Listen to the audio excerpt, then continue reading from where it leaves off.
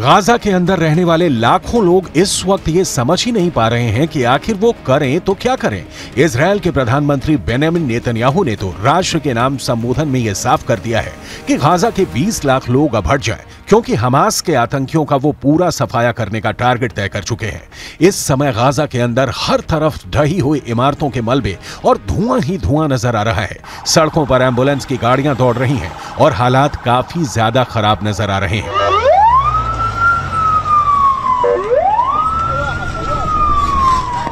जहां भी हमले हो रहे हैं वहां पर फिलिस्तीनी लोगों की भीड़ जुटकर पूरा मंजर देखकर कांप रही है।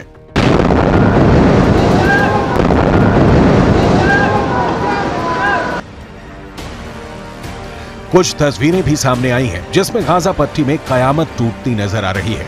गाजा के घरों को पूरी तरह से तहस नहस कर दिया गया है। बड़ी बड़ी इमारतों को बम बरसाकर बर्बाद कर दिया गया है। पूरी गाजा पट्टी इमारतों की कब्रिस्तान नजर आ रही है।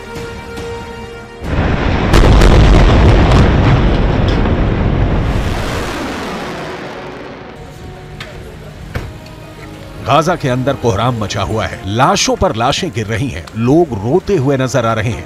लाशों को सफेद कफन में ले जाया जा रहा है। हमास ने युद्ध तो छेड़ दिया, लेकिन अब आखिर इन लाशों की जिम्मेदारी कौन लेगा? इजरायल की सेना के प्रवक्ता ने तो पहले ही साफ कर दिया है कि यह हमला फिलिस्तीन ने शुरू किया है, इसलिए अब गाजा के अंदर गिरने वाली हर लाश की जिम्मेदारी भी हमास को ही उठानी पड़ेगी।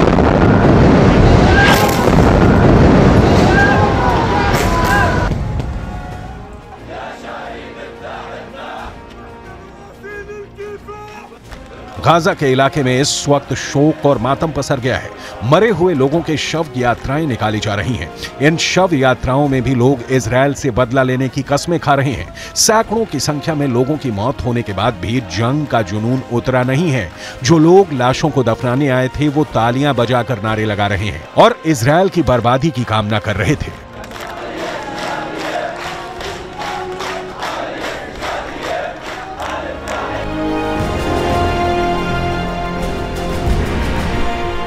दूसरी तरफ इजरायल ने भी अपने टैंक युद्ध भूमि में उतार दिए हैं। शनिवार को जब हमास के आतंकियों ने इजरायल पर हमला किया था तो न सिर्फ इजरायल के टैंकों को नष्ट किया था, बल्कि उन पर चढ़कर जश्न भी मनाया था।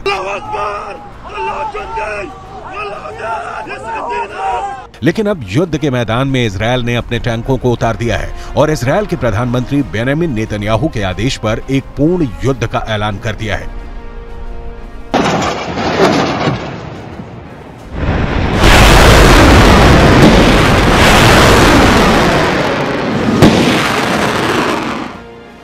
इतना खतरनाक युद्ध शुरू हो चुका है, लेकिन इसके बावजूद भी ईरान के अंदर जश्न मनाया जा रहा है। शनिवार की सुबह जब हमास का बेहद सफल हमला हुआ तो उसके बाद ईरान के अंदर भी कट्टरपंथियों ने शाम के वक्त खूब आतिशबाजी की है, जो ईरान और इजरायल के बीच मौजूद नफरत को दिखाता है। इसके अलावा तुर्की के अंदर भी हजारों की संख्या में लोग फिलिस्तीन के समर्थन में सड़कों पर उतर आए हैं। दूसरी तरफ पाकिस्तान से भी लगातार हमास को समर्थन किया जा रहा है। पाकिस्तान के अंदर से भी लाखों की संख्या में हमास के समर्थन में ट्वीट हुए हैं और #सपोर्ट हमास का ट्रेंड करवाया गया है।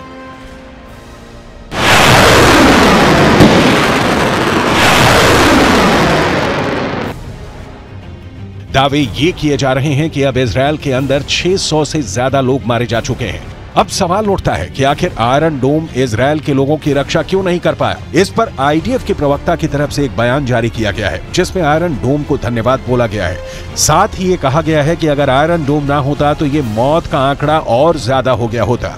दरअसल दावा यह है कि इजरायल में जो लोग भी मारे जा रहे हैं उनमें से ज्यादातर क्लोज फाइट में मरे हैं, ना कि रॉकेट हमलों से। दरअसल आयरन डोम की एक्यूरेसी 90% तक मानी जाती है, यानी अगर 100 रॉकेट हमले किए जाएं तो 90 तो निश्चित रूप से आयरन डोम के द्वारा रोक दिए जाएंगे, लेकिन बाकी 10 के जमीन पर गिरने की आशंका से इनकार नहीं किया जा सकता। यही वजह है कि जब हमास की तरफ से 7000 रॉकेट फायर कर दिए गए तो इजरायल के लिए अपने लोगों को बचा पाना मुश्किल हो गया।